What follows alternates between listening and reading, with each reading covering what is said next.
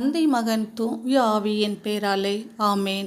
Samuel 2ஆம் நூலிலிருந்து வாசகம். அதிகாரம் 16.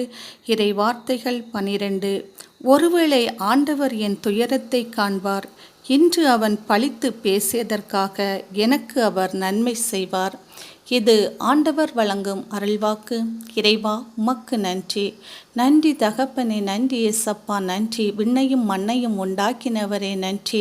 பரிபூரண ஆசீர்வாதங்களால் எம்மை நிரப்புகிறவரே நன்றி. ஏசப்பா, மற்றவர்களால் தூசண வார்த்தைகளை பேசி ஏசப்பா கலங்கடிக்கப்பட்டு மனவேதனைப்பட்டு கொண்டிருக்கின்ற ஒவ்வொருவருக்காக நான் செபிக்கின்றேன் தகப்பனே.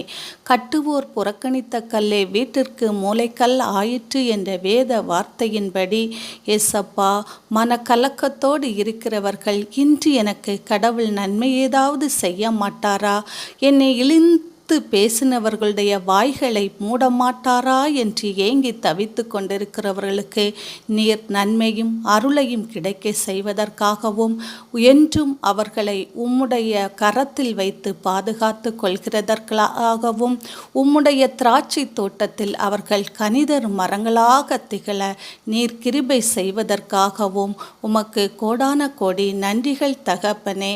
ஆமேன்.